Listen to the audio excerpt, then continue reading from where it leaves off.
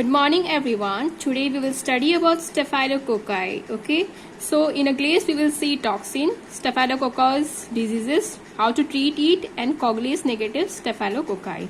The genus Staphylococci is classified into 32 species and 16 subspecies. That means Staphylococcus के कोकस जो है Staphylococcus जो है उनके 32 species हैं और 16 उनके subspecies भी हैं, जिसमें से S. aureus and Coagulase negative species. तो S. aureus एक इकलौता स्पीसीज है और Coagulase नेगेटिव स्पीसीज कौन कौन से हैं? S. epidermidis, S. hemolyticus, S. saprophyticus. Can also cause human diseases. So these epidermidis, hemolyticus and saprophyticus, they are causing human diseases. Staphylococcus aureus, so we will see the morphology. That means how they live, okay, and whether they are gram positive or not. So they are the gram positive spherical cocci. That means देखने से ये gram positive है और एक spherical सा है. इनका जो मतलब कि स्पेरिकल है, मतलब गोल सा है और अरेंज ना ग्रेप लाइक कस्टर्ड. तो जैसे अंगूर के गुच्छे जैसे होता है ना, उसी की तरह अगर हम माइक्रोस्कोप में देखें, उन्हीं की तरह अंगूर के गुच्छों की तरह ये दिखता है एक क्लस्टर में, मतलब एक गुच्छा सा बनाता है. Which are due to cell division occurring in 3 planes. तो ये जो अंगूर के गुच्छों की तरह इसलिए दिखता है क्योंकि यहाँ पे सेल डिवीजन हो रहा है. सेल डिवीजन जिसे बोलते हैं एक्स वाई जेड प्लेन में होता है. तो ये तीनों प्लेन में एक साथ डिवीजन होने की वजह से ये जो होता है ग्रेप्स लाइक क्लस्टर बनाता है. ये daughter cell tending to remain in close proximity. तो मैक्सिमम बैक्टीरिया में क्या होता है, डॉटर सेल जो होता है दे डी अटैच, वो हट जाते हैं. बट यहाँ पे डॉटर सेल जो बन रहे हैं वो जो होता है वो अटैच रहते हैं अपने पेरेंट सेल से. तो मेन मॉर्फोलॉजी क्या है, ग्राम पॉजिटिव है. रिमेंबर दैट स्पेरिकल सा दिखता है, कोकाई है ये और ग्रेप लाइक कस्टर्ड बनाता है. बस मेन चीज यही लिखना है. और ग्रोथ कैरेक्टरिस्टिक हाउ दे, मतलब कौन से मीडिया में ग्रो करता है. तो इनको ग्रो करने के लिए ज्यादा कुछ मीडिया की नहीं जरूरत होती है. They are growing in a ordinary media, non fastidious. That mean इनको ग्रो करने के लिए, नॉन फास्टेडियस का क्या मतलब है, इनको ग्रो करने के लिए कोई स्पेशल मीडिया का रिक्वायरमेंट नहीं है. Between 10 degree Celsius and 42 degree Celsius. तो इनको देखो ग्रो करने के लिए टेम्परेचर आपको बहुत ध्यान से रखना है, याद रखना है. 10 degree Celsius and 42 degree Celsius they are aerobes and facultative anaerobes. तो एरोब्स क्या है, that means they are surviving in the presence of oxygen. Oxygen के बिना नहीं रह पाएंगे. और एक फैकल्टेटिव एनरोब्स का मतलब क्या है, though they are anaerobes but they can survive in a presence of oxygen also. So they are the facultative anaerobes. ठीक है, फैकल्टेटिव एनरोब्स इसी बोलते हैं. और ऑब्लिगेटेड एनरोब्स का मतलब है कि मतलब वो ऑक्सीजन के बिना सर्वाइव, अगर ऑक्सीजन प्रेजेंस रहेगा तो they will die, completely die. और फैकल्टेटिव एनरोब्स का मतलब है कि ऑक्सीजन के प्रेजेंस में दो दे आर, मतलब they are loving oxygen, right. But if they some way अगर ऑक्सीजन प्रेजेंट भी है तब भी वो सर्वाइव कर सकते हैं. ठीक है. नॉन मोटाइल मतलब इन शेल फिल नहीं सकते. नॉन स्पोरिंग दैट मीन्स इनमें सिर्फ वेजिटेटिव दिखता है, नॉन स्पोर है. ठीक है. सो नॉन न्यूट्रिएंट और न्यूट्रिएंट आकार, the colonies are large 2 to 4 mm in diameter. So एक आकार होता है, बहुत सारे आकार यूज होते हैं कि मतलब बैक्टीरिया को हम ग्रो कर सके. ठीक है. सो न्यूट्रिएंट आकार में क्या होता है, कॉलोनीज जो होते हैं, कॉलोनीज उनके जो कॉलोनी बन रहे हैं, ठीक है, कॉलोनीज क्या होते हैं, मतलब कि उनका जनरेशन हो रहा है. तो they are 2 to 4 mm in diameter. That means they are larger in size, circular in 24 hours. जब हम 37 डिग्री एक दिन के लिए इंक्यूबेशन पीरियड में रख दिया जाए, ठीक है, सो 24 आवर्स में सर्कुलर सा दिखने लगता है. Most strains produce golden yellow pigment. तो मतलब हम न्यूट्रिएंट आकार में जब इसको ग्रो करते हैं तो इसकी कॉलोनीज जो होती है 2 to 4 mm डायमीटर से बड़ी होती है. और जब बहुत सारे स्ट्रेन्स, उनके स्ट्रेन्स को हम ग्रो करते हैं तो ये गोल्डन येलो पिगमेंट प्रोड्यूस करता है. ठीक है. That does not diffuse into medium. So ये जो कॉलोनीज होता है ये गोल्डन येलो पिगमेंट बनाता है, लेकिन ये जो पिगमेंट है ये पूरी तरह से डिफ्यूज नहीं करता. मतलब पूरी कॉलोनीज में, पूरे जो अगार प्लेट में पूरी जगह येलो येलो आपको कॉलोनीज नहीं दिखेगा. जहां पे ये बैक्टीरिया ग्रो किया है वहीं पे ये गोल्डन येलो पिगमेंट बनाएगा. ठीक है. तो so you have to remember this कि ये गोल्डन येलो पिगमेंट बनाता है, दिखता है. और ये मीडियम में डिफ्यूज नहीं करता. जैसे कि ऑयल और पानी में डाल दे तो ऑयल अपना एक अलग सा ही बनाता है, लेयर बनाता है, डिफ्यूज नहीं करता पानी में. सेम यही चीज है यहाँ पे लिखा हुआ है. ठीक है. So biochemical reactions, what are the reaction that are taking place? They ferment a number of sugars. तो ये ferment करता है sugar को, but producing acid but no gas. ये sugar को ferment करता है, but acid produce करता है, gas कोई भी produce नहीं करता. As और ये strains usually exhibit in following characteristic. What are the characteristics? Coagulase positive. That means they are coagulase positive. So you have to remember this. This is a coagulase positive and biochemical active ferment mannitide. Okay so ये जो बहुत सारे test होते हैं, बहुत सारे reactions होता है to confirm that whether the organism is staphylococcus और समथिंग एल्स. सो कुछ प्रॉपर्टीज होते हैं इस बैक्टीरिया में, जैसे ये कोगुलेस पॉजिटिव आएगा. Biochemical active ferment mannitol produce a clear zone of haemolysis on blood agar. मतलब क्लियर जोन ऑफ, जब हम इनको ब्लड अगार में ग्रो करेंगे तो वो जो होगा, ये जहाँ पे ग्रो होगा वहां पे पूरी तरह से हिमोलिसिस होगा और मतलब ब्रेकडाउन होगा वो आरबीसी का, और वो जगह पूरी तरह से क्लियर सा साफ सा दिखेगा. और जो भी प्रॉब्लम है प्लीज कमेंट लिखना. I will love to clear your doubt. Okay, produce a golden yellow pigment. So you have to remember this that this, अगर ये स्टेफाइलोकोकाई ग्रो कर रहा है तो ये गोल्डन येलो पिगमेंट प्रोड्यूस करेगा. Produce thermostable nucleus. Okay, so nucleus कैसे produce कर रहा है? Thermostable. That means they are, उनको हीट से कोई फर्क नहीं पड़ रहा. तो मेन बायोकेमिकल रिएक्शंस क्या क्या है? They are coagulase positive, right, and biochemically active ferment mannitol. So mannitol को फर्मेंट किया. ठीक है, ये सब थोड़ा हल्का हल्का देख लेना, ज्यादा कुछ इसमें है नहीं. सो सारे कोकाई जो होते हैं, जो कोकाई होते हैं ग्राम पॉजिटिव होते हैं सारे. अगर नाम के पीछे कोकाई आ गया that means they are positive. कुछ एक्सेप्शंस भी होते हैं, जैसे कि मोरेक्सेला है, निजेरिया है, वियनोला है. ठीक है, रेजिस्टेंस की बात करें तो staphylococci are among the most resistance of non sporing bacteria. ठीक है, तो इनको किल करना थोड़ा डिफिकल्ट है. तो they are the most resistance. They retain their validity for 3 to 6 month. इनकी वैलिडिटी क्या है? 3 से, मतलब इतना दिन तक ये सोचो जिंदा रह सकते हैं, 3 to 6 month. Okay, they retain their validity 3 to 6 month. Their thermal death point is 62 degree Celsius for 30 minute. मतलब इनको मारने के लिए आपको 62 डिग्री सेल्सियस टेम्परेचर देना पड़ेगा 30 मिनट के लिए. सोचो, staphylococci were uniformly sensitive to penicillin. तो इनको अगर किसी को डिजीजेस हो गया स्टेफाइलोकोकाई से related, I will tell you what are the diseases they are causing. Okay, so तो उनको पेनिसिलिन से ये सेंसिटिव है. Soon after penicillin came to be clinically resistant strains began to emerge. बोल रहा है कि जैसे जैसे हम पेनिसिलिन यूज किए डिजीजेस को मारने के लिए, तो सून क्या हुआ कि स्टेफाइलोकोकाई जो होते हैं उसको दवा का कोई भी असर नहीं पड़ रहा. पेनिसिलिन दवा का कोई भी असर नहीं पड़ रहा स्टेफाइलोकोकाई में. And strain began to emerge first in the hospital and then in the community at large. तो ये रेजिस्टेंस जो पाया गया था हॉस्पिटल में सबसे पहले देखा गया, फिर अब बहुत ज्यादा कम्युनिटी में भी दिखने लगा.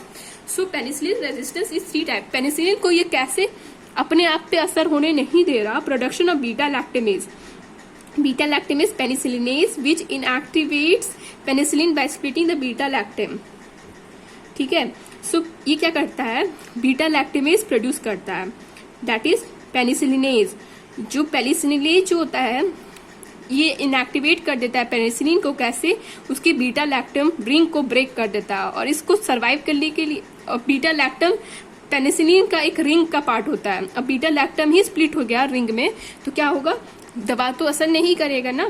Change in bacterial surface receptors. तो ये बैक्टीरिया क्या करता है? पेनिसिलिन जैसे ही उसको अटैक करता है, अपने सरफेस के ऊपर एक रिसेप्टर्स होता है, उसको चेंज कर देता है, जो बाइंड करता है, जो कि पेनिसिलिन की बाइंडिंग प्रोटीन है. Reducing binding of beta lactam antibody to cell. तो पेनिसिलिन जो होता है पूरा बीटा लैक्टम रिंग से बना होता है.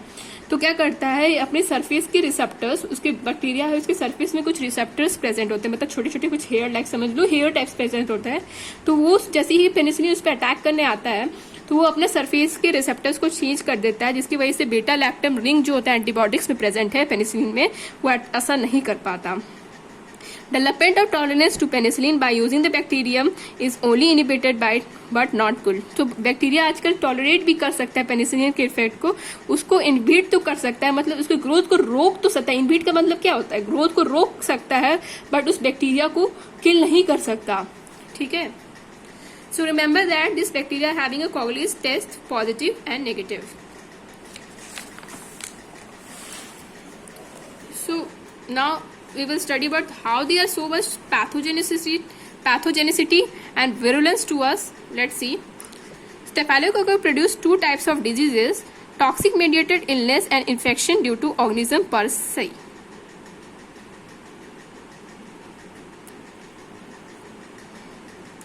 Staphylococci produce 2 types of disease. तो ये जो होते हैं 2 तरह के डिजीज प्रोड्यूस करता है, या तो टॉक्सिन से प्रोड्यूस करेगा जो कि इलनेस कॉज करेगा, या फिर इन्फेक्शन करेगा, ऑर्गेनिजम्स को कॉज करेगा। Cocci again access to damage skin. So ये कोकाई अगर प्रेजेंट हो गया किसी की बॉडी में तो क्या करेगा, वो स्किन को डैमेज करेगा, म्यूकोसा को और इवन टिश्यू साइड्स को भी डैमेज करेगा, टिश्यू को डैमेज करेगा। और म्यूकोसा लेयर जो है हमारे बॉडी में, जो म्यूकोसा लेयर है, मतलब कई सारी जगह पे लेयर प्रेजेंट होता है ना, स्किन में कई सारे लेयर प्रेजेंट होते हैं, जीआईटी में कई सारे लेयर, तो म्यूकोसा लेयर को भी डैमेज करता है ये। Colonise by adhering to cell. और ये अटैक कैसे करता है, सो रिमेंबर दैट, ये अटैक कैसे करता है, ध्यान से सुनो, बहुत इंटरेस्टिंग टॉपिक है। ये क्या करता है, सेल हमारा बॉडी में जो छोटे छोटे सेल्स हैं उनसे चिपक जाता है और इन्वेट होस्ट डिफेंस मैकेनिज्म, और हमारा जो डिफेंस मैकेनिज्म है उसमें जाके अटैक करता है और वहां पे जाके मल्टीप्लाई करता है और फिर टिश्यू को क्या करता है, डैमेज करता है। सो ठीक है, so disease due to the production of toxin is caused by bacterial toxin produce either in the infected host और preformed in vitro. So disease जो कॉज होता है बैक्टीरिया के खुद के टॉक्सिन की प्रोड्यूस की वजह से होता है, या तो होस्ट को इसने इन्फेक्ट कर दिया, या फिर in vitro formed, pre form मतलब कि इन विट्रो फॉर्म में ये इन्फेक्ट किया। So that's not so important, you have to don't remember so much thing. Virulence factors की बात करें, क्या क्या उसके बचाव के फैक्टर्स हैं। सेल सरफेस प्रोटीन, उनके सेल के सरफेस में क्या है, प्रोटीन ए है, क्लम्पिंग फैक्टर है, एक्स्ट्रा सेलुलर एंजाइम प्रेजेंट है। प्रोटीन है, it bind to FC terminal of IgG molecules, जो क्या बोलते हैं, इम्यूनोग्लोबिन एंटीबॉडीज के एफसी टर्मिनल जो है उसमें जाके ये बाइंड करता है और living the FAB region free to combine with specific antigen. तो ये क्या करता है, प्रोटीन ए एफसी टर्मिनल के आईजीजी मॉलिक्यूल्स में कंबाइन करता है, living the FAB region free to combine with specific antigen. Protein A bearing staphylococci coated with the particular IgG antiserum with A glutinate with its corresponding antigen. So protein A क्या करता है, staphylococci को coat करता है, किसको, particular IgG एंटीसेरम को, will ए ग्लूटिनेट, उसके बाद उसको ए ग्लूटिनेट मतलब कि उसको ग्लूटिनेट पूरी तरह से क्या बोलते हैं, क्लम्पिंग टाइप से कर देता है। ठीक है, this produce known as co-agglutination has many diagnostic application like staphylococcal grouping. So clumping factor की बात करें, another surface protein is the bound coagulase which is responsible for the slide coagulase test. So एक coagulase होता है जिसे कहते हैं slide coagulase test किया जाता है। उसमें क्या किया जाता है, एक सलाइन से suspension of S aureus is mix on a slide. तो हम एक स्लाइड लेते हैं, ग्लास स्लाइड लेते हैं, उसमें एस ऑरियस को मिक्स कर देते हैं सलाइन सोल्यूशन में, और कोकाई आर क्लम्प टुगेदर। उसके बाद कोकाई जो होते हैं they are getting clump together, मतलब एक दूसरे के साथ चिपक जाते हैं। तो slide coagulase test is routinely use as a initial test for the identification of S aureus isolates. तो स्लाइड टेस्ट, एक कोगुलेस टेस्ट जो होता है बहुत ज्यादा यूज किया जा रहा है। क्यों यूज किया जा रहा है, so that you can identify it. ठीक है, एक्स्ट्रा सेलुलर एंजाइम की बात करें, coagulase is an enzyme which brings about the clotting of human और rabbit plasma.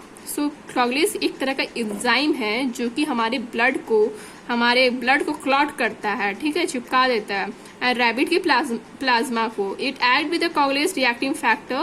Coagulase reactive factor क्या है, एंजाइम है present in the plasma, binding to prothrombin and converting to fibrinogen to fibrin. Okay, so ये क्या करता है, coagulase reactive factor के साथ बाइंड करता है, एक्ट करता है उसमें, और बाइंड करता है प्रोथ्रोम्बिन को एंड कन्वर्ट करता है फिब्रिनोजेन को फिब्रिन में। S aureus strain usually secrete both coagulase and clumping factor. तो एस ऑरियस का ट्रेन को याद रखना है कि कोगुलेस भी प्रोड्यूस सीक्रेट करता है as well as clumping factor. Coagulase test is the standard method to identify S aureus isolates. So अगर पता कैसे पता चलेगा कि स्टेफाइलोकोकस ऑरियस है कि नहीं, कोगुलेस टेस्ट करके पता चलेगा। ठीक है, तो ये क्या करता है, क्लम्पिंग क्लॉटिंग सा करता है। ठीक है, so what are the toxins, there is bacteria is producing cytolytic toxin. Cytolytic toxins are membrane active substances consist of 4 hemolysis, namely alpha, beta, gamma, delta and leukocidine.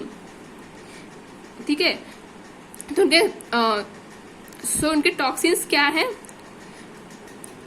So हीमोलाइसिन means, haemo means क्या होता है, RBC, और lysine means break करना। सो क्या क्या होते हैं, namely ये मेन इंपॉर्टेंट है, alpha beta gamma delta and leukocidin. Okay, so ये है। सो एंट्रोटॉक्सिन की बात करें, सो एक थ्रो हो गया। टॉक्सिन का बस नाम याद रखना, ज्यादा कुछ याद नहीं रखना आपको, सिर्फ नाम याद रखना। Cytolytic toxin, cytolytic means cell को अटैक कर रहा है, साइटो और लिसिस कॉज कर रहा है। एंट्रोटॉक्सिन मीन्स GIT के अंदर, entero means inside, okay, toxin cause कर रहा है। It is responsible for the manifestation of staphylococcal food poisoning presenting with nausea. अगर मान लो स्टेफाइलोकोकाइस एंट्रोटॉक्सिन कैसे है, देखो हमारे अगर हम कुछ कंटामिनेट सा फूड खाते हैं तो फूड पॉइजनिंग हो गया, तो उसकी वजह से क्या होगा, नॉजिया होगा, वॉमिटिंग होगा, डायरिया होगा। जैसे हम कुछ गलत खाना खाते हैं, बाहर का खाना खाते हैं, so there is a nausea, like what is nausea, a feeling, a urge of vomiting, right. So vomiting हो गया, डायरिया हो गया 2 to 6 hour after consuming food. So अगर आप बाहर से खाना खा रहे हो, कुछ खराब से खाना खा रहे हो, तो ये नॉजिया, डायरिया, वॉमिटिंग कब होगा, 2 से 6 आवर्स पे होगा। तो ये 2 से 6, अगर डॉक्टर पूछता है आपको, जैसे पूछते हैं ना कि कब खाना खाया है, कब, तो इसलिए जानना चाहते हैं, क्यों पूछते हैं कि उसको एक तरह का आइडिया मिल जाए किससे ये हो रहा है, ठीक है। सो अगर ये आप कंटामिनेटेड खाना खाए, फूड पॉइजनिंग वाला खाना खाए, 2 से 6 आवर में ही आपको एक सिम्टम्स सा, एक इफेक्ट सा दिखने लगेगा, ठीक है, जैसे नॉजिया होगा, वॉमिटिंग हो गया, डायरिया हो गया। After consuming the food contaminated with the preformed enterotoxin, तो ये एंट्रोटॉक्सिन जो होता है ये they are preformed, okay, they are preformed. The toxin is relatively heat stable, और ये टॉक्सिन जो होता है हीट स्टेबल है, मतलब आप उसको मान लो, उसको अगर कुछ गलत खाना है, उसको आप मान लो कल का मतलब स्टेबल कल का जो बासी खाना है उसको आप हीट से भी उसको फ्राई वगैरह कर रहे हो, ठीक है, गर्म कर रहे हो, तो उससे क्या होगा, तब भी ये बैक्टीरिया जो है staphylococci, they will not get killed, why, because they are the heat stable. Meat, fish, milk and milk product are the food most commonly associated with this type of food poisoning. तो अगर आप meet खा रहे हो, fish खा रहे हो, milk खा रहे हो, मिल्क के कुछ प्रोडक्ट्स खा रहे हो, ठीक है, जैसे कि केक वगैरह हो गया, सो ये जो होते हैं मेन मोस्ट कॉमन है जो कि स्टेफाइलोकोकाई से हुआ है, आप सोच लेना, खुद ही समझ जाना। The source of infection is usually a food handler who is carrying the S aureus. तो इन्फेक्शन कौन कर रहा है, फूड हैंडलर, जैसे गोलगप्पे वाला, चाट वाला कर रहा है, उसके फूड हैंडलर ही इन्फेक्शन कॉज कर रहा है। The illness is usually self limiting with recovery in a day और सो। तो ये इलनेस जो होता है सेल्फ लिमिटिंग है, मतलब कि किसी को फैलेगा नहीं है, ओके, और कुछ दिन में ये ठीक भी हो जाएगा। Another one is the toxic shock syndrome. Toxin, ये बहुत इंपॉर्टेंट है, प्लीज रिमेंबर दिस, ये बहुत ज्यादा मतलब खतरनाक है। It's a fatal disease, right. Toxic shock syndrome is a fatal multi system disease. यहाँ पे क्या होगा, बहुत सारे हमारे जो मल्टी सिस्टम है, हमारा बॉडी के जो मल्टी सिस्टम है, वो सब क्या मतलब दे विल गेट डिसइंट्रोइड इन, ठीक है। तो बहुत सारे ऑर्गन्स इफेक्ट होंगे, जैसे कि हमें फीवर होगा, hypotension, that means your BP will goes down, myalgia, myalgia means muscle pain होगा, वॉमिटिंग होगा, डायरिया होगा, और even there will be rashes which become inflamed, that means आपका जो रैश हो रहा है, खुजली सा हो रहा है, रेडनेस हो जा रहा है, इवन ये बिकम फुल सा जाता है विद द स्किन सब्सिट्यूट, और आपका स्किन जो होगा वो उसका स्किन का जो लेयर है वो निकलना स्टार्ट कर देगा, जैसे कि एक ऑरेंज का हम लोग उसके छिलके को नोचते हैं, ठीक है। तो so please please please guys, please do not eat from outside, okay. अब तो आप समझ जाओगे ना क्यों बाहर से नहीं खाना चाहिए, ठीक है। तो इससे मल्टी ऑर्गन फेलियर होता है, हाइपोटेंशन, दैट मीन्स अगर बहुत देर तक बीपी आपका कम हो गया तो what will happen, there will be death. Fever भी अच्छा नहीं होता बहुत देर तक अगर रहेगा। So myalgia, multiple pain, diarrhoea, vomiting, even there will be, person is suffering from diarrhoea. Diarrhoea और डिसेंट्री में क्या डिफरेंस होता है, so I will clear your doubt. So in the diarrhea what will happen, there will be stool, loose stool होगा, but जब dysentery होता है, dysentery में क्या होगा, there will be blood in the stool, right, with the mucus, right. So ये difference होता है, okay. Exploitative epidermolytic toxin, the toxin is responsible for staphylococcus scald skin syndrome and exploitative skin disease in which the outer layer of epidermis gets separated from the underlying tissues. So it is very very important guys, please remember this. Exploitative toxin क्या है, इसमें क्या होता है, हमारा जो skin के कई सारे लेयर होते हैं ना, एपिडर्मिस होता है, डर्मिस होता है, okay, stratum, corneum, lucidum, granulosum, spinosum, another one is a basically something like that, I don't remember so much, last one, okay. So इसमें क्या होता है, स्किन के जो एपिडर्मिस और मेन डर्मिस लेयर होता है, तो एपिडर्मिस वाला जो लेयर होता है वो सेपरेट हो जाते हैं उसके अंदर के टिश्यू से। सोचो कितना मतलब खतरनाक सा ये डिजीजेस है, तो क्या होगा, there will be peeling off, right. So एक बहुत ज्यादा खतरनाक है staphylococcus diseases. What are the diseases they are causing, right. So staphylococcus diseases range from the mild to life threatening. तो ये डिजीज जो होता है माइल्ड भी कॉज करता है, हल्का फुल्का सा कॉज करता है, या फिर लाइफ थ्रेटनिंग या फिर जान ले सकता है। And can affect superficial, subcutaneous and systematic sites, मतलब कि पूरे सिस्टम को भी अफेक्ट कर सकता है या फिर सुपरफिशियल को भी अफेक्ट कर सकता है। मतलब सुपरफिशियल मीन्स खाली सरफेस को अफेक्ट करेगा, ये सबक्यूटेनियस मीन्स स्किन के बीनीथ भी अफेक्ट करेगा या फिर पूरे सिस्टम को ही खराब कर डालेगा। GIT, gastrointestinal system, food poisoning हो रहा है, जीआईटी में कर रहा है तो फूड पॉइजनिंग की वजह से हो रहा है। Skin and soft tissue, folliculitis, furuncles, that means boil, abscess, particularly the breast abscess. So there will be abscess in a breast, right? So they will causing a breast में कुछ सा infection सा हो जाएगा। उन इन्फेक्शन दे आर कॉजिंग क्रेबुलेंस, इम्पेडिगो, पैरो, नाइकल, necrotizing facilities and less often cellulitis. So please check this all these images in that images in the Google. Musculoskeletal, osteomyelitis, arthritis, bursitis, respiratory में tonsillitis, pharyngitis, sinusitis, otitis, bronchopneumonia, lung abscess, empyema and really pneumonia. So remember 1-2 names: CNS, abscess, meningitis, very inflammation of a brain, intracerebral thrombophlebitis, systematic bacteremia, septicemia, pyonemia, endocarditis, prosthetic device associated septicemia. So please Google these all three name. I'm going so quick. Urinary staphylococci less common in the complication urinary tract infection. So they are causing UTI, right? And although they do cause infection associated with catheter, if a person is using catheter implant or diabetes patient, okay, mainly the diabetes people, they suffer from the UTI, right? So epidemiology, about 10 to 30% of healthy person carry staphylococci in the nose. That means they are the asymptomatic person, but 10 to 30% they are causing staphylococci in the nose. About 10% in the perineum. That means that they are causing this staphylococci in the pelvic region, also on the skin and hair. So skin और hair में क्या हो सकता है? staphylococci हो सकता है, या फिर vaginal carrier. देखिए, that means there is present in the vagina 5 to 10%, which rise greatly during the menstruation. When the female is undergoing menstrual cycle, so what will happen? There will be staphylococci in the vagina, and the factor relevant is pathogenesis to TSS, that is a toxic shock syndrome related to menstruation. If there is an unhygiene, so they are causing toxic shock syndrome. That means fever, hypertension, myalgia, vomiting, rashes. Okay, patient with the superficial infections and respiratory infection disseminate large number of staphylococci into the environment. So what is pyogenic? Pyogenic means they are having pus, and toxin mediated, that means they are causing food poisoning, staphylococci, toxin shock syndrome, staphylococci scald skin syndrome. Staphylococci carriers start early in the life colonization on the umbilical stump. So they will colonize in the umbilical region of being very common in the babies born in the hospital. So those babies who are born in the hospital, what will happen? They will undergo the staphylococci, and this bacteria they will colonize how? By umbilical stump. The cocci is shed by the patient and carries contaminated formities such as handkerchief. तो ये cocci जो होता है, अगर someone is